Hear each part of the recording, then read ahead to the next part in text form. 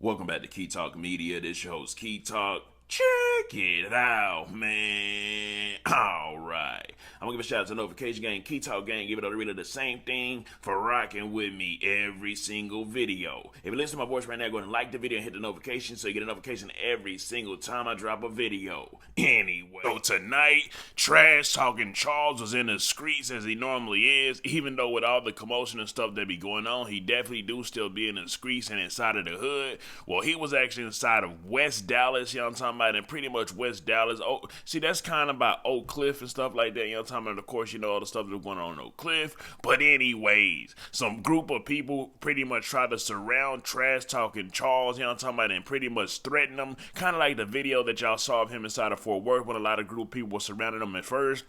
Now, if anything, you would think that Trash Talking Charles would just pretty much bag away and run off and then, you know what I'm talking about, do stuff like that.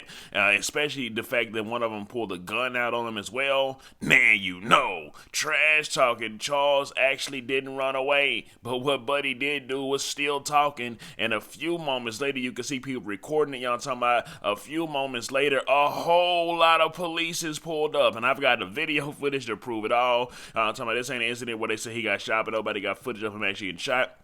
This is a situation where I'm talking about he was actually arguing with people, and then police actually pulled up, and then you can actually see 12, you know, talking about Trash Talking Charles pointing at the 12 saying, look, he had the gun, and he was with him, and they surrounded me, and this happened. Yeah, look at Charles the White about to get whooped in the West. Charles the White about to get whooped in the West.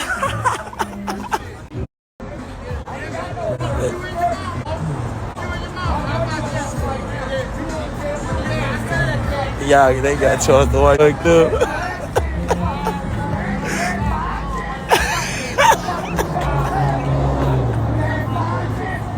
Now, if you listen closely, you can hear Trash Talking Charles say, I gave you 5 chances. I gave you 5 chances. So I guess he's saying he gave him 5 chances to leave him alone. You know what I'm talking about? To pull his boys off, to tell him to leave him alone. You know what I'm talking about? To stop threatening them. Anyways, he said, I gave you 5 chances, and now you're going to jail. Now, when Trash Talking Charles tells somebody that they going to jail, you already know Buddy got the 911 and Dallas police, Fort Worth police, all them on speed dial. You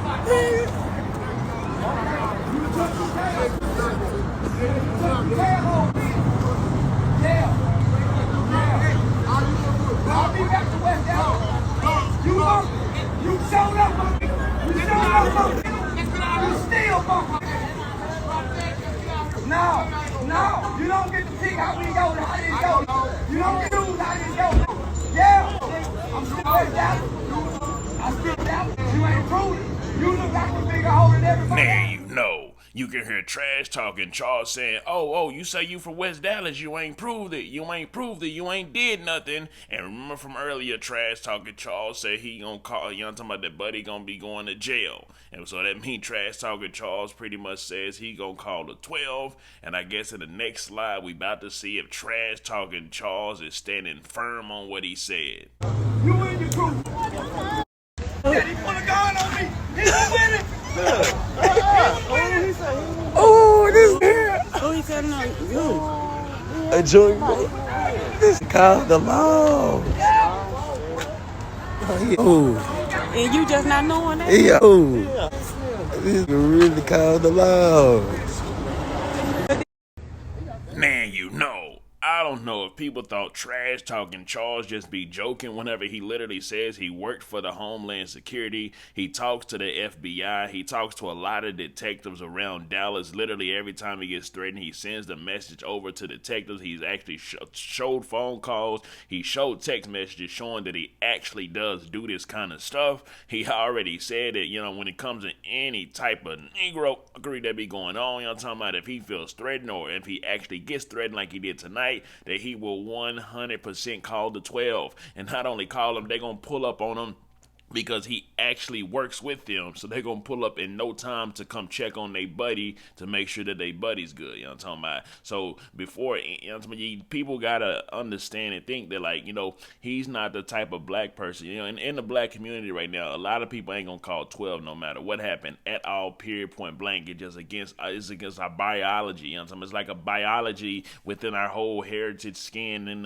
DNA. We just did to reject the 12 at all. But there's a whole new type of black people that's actually coming, and these mother ain't gonna give no blue hell about calling a 12. You know what I'm talking about? You gotta remember that he's actually considered a celebrity now. He just in the hood, and in, you know what I'm talking about, in the hood still, in dangerous situations, still to get into this kind of stuff. But with him being a celebrity, of course, he's gonna have people that follow after him, and then he's gonna create a whole new, like, type of black person. That's just what happens. Black people tend to follow after celebrities and whatever celebrities do. So this is a whole new type of, like, black person that you know, and you know what I'm talking about, and he's putting himself in these type of positions because he's deciding to still live his life, you know what I'm talking about, and go to dangerous situations. That's why a lot of the times when we talk about him, he literally is inside of a dangerous situation on a lot of the times where he goes viral. You know what I'm talking about? Anyways. Really called the laws, and they came.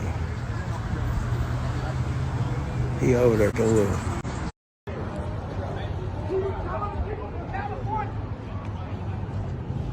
He put the gun in the car, a silver gun. He gave it to one of them. He had me surrounded with his gang buddies. Oh, thank you. Oh, thank you, Mr. Police.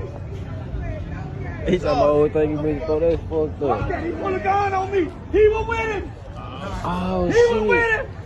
Oh, shit. Better not say to me. Oh, shit. But now you left me in jail. Yeah. Yeah. He got the gun, man.